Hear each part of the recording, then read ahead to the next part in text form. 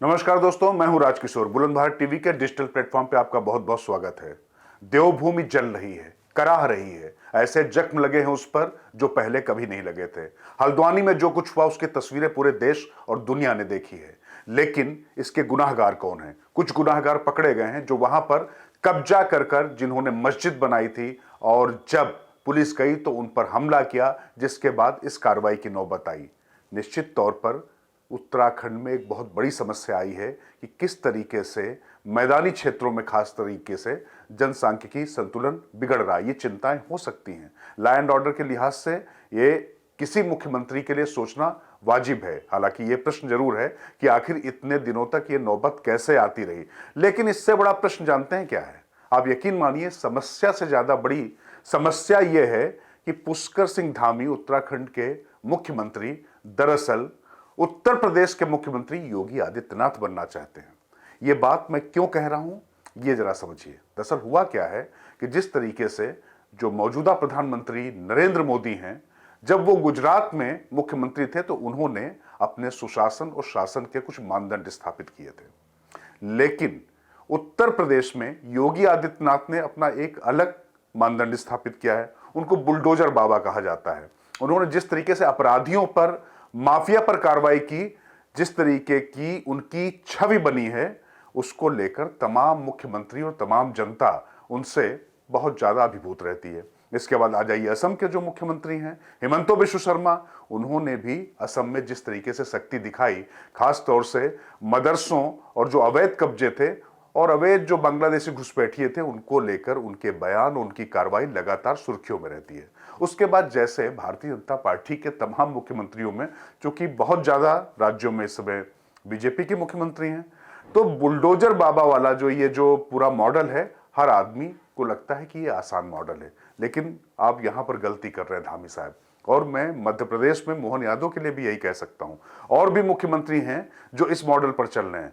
बात यह नहीं है कि आप योगी बनना चाहते हैं, सवाल यह है कि योगी क्या कोई एक दिन में बनता, और क्या योगी जो कर रहे हैं वही क्या आदर्श है? देखिए, उत्तर प्रदेश की स्थिति बिल्कुल अलग थी। उत्तर प्रदेश में जो अपराध और माफिया, यानी अपराध और राजनीति का जो कॉकटेल था, जिस तरीके से आपस में मिश्रण था, जनता कराह रही थी, अराजकता वहां पर थी, लोग उबे हुए थे। इसलिए योगी आदित्यनाथ ने जब किया तो उसका समर्थन हुआ। और योगी आदित्यनाथ ये काम मुख्यमंत्री बनने से पहले से कर रहे थे। जो उनका अपना प्रखर और जो कट्टर हिंदुत्व का जो उनका अपना चेहरा है, उसको लेकर वो वहां पर पहले से काम कर रहे थे। और फिर धामी साहब, आपको यह भी समझना पड़ेगा कि योगी आदित्यनाथ मुख्यमंत्री बनकर यह नहीं कर रहे थे। जैसा मैंने पहले कहा, योगी आदित्यनाथ बनने के लिए पहले तो आपको एक मठ का बड़ा मठाधीश होना पड़ता है। वहां पर शासन प्रशासन कैसे चलता है, चूंकि नाथ संप्रदाय कोई छोटा मोटा संप्रदाय नहीं, अगर देखा जाए तो उसकी सीमाएं देश से बाहर तक फैली हुई हैं। उस मठ के मठाधीश हैं योगी आदित्यनाथ, गोरक्षनाथ पीठ के, आप जानते हैं।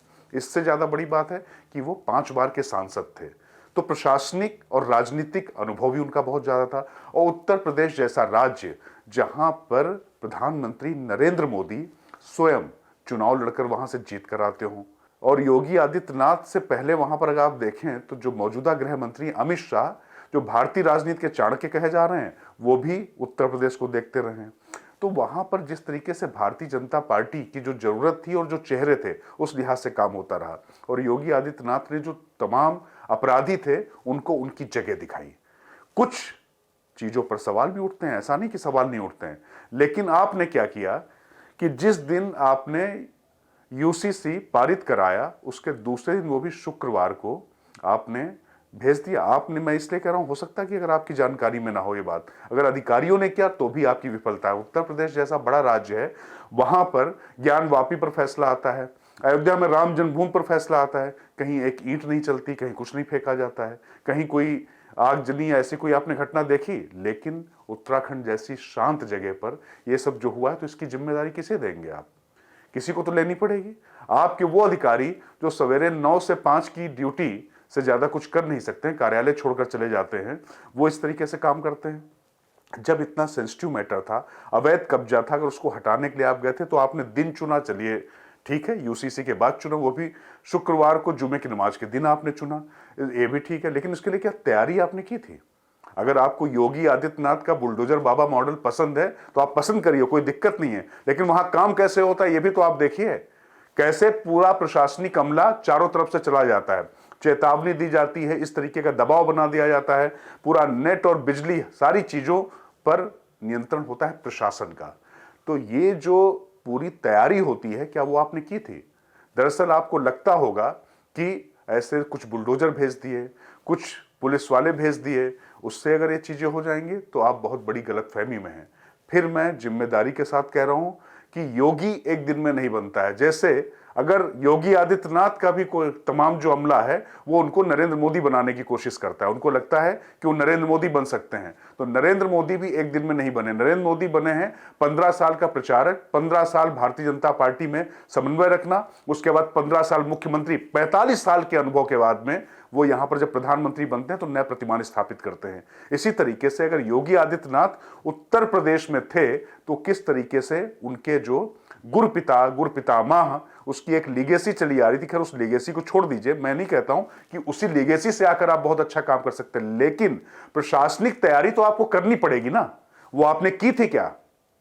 बिल्कुल नहीं की थी। तो आप बुलडोजर बाबा की नकल करने के चक्कर में आपने ये दुर्घटना होने दी।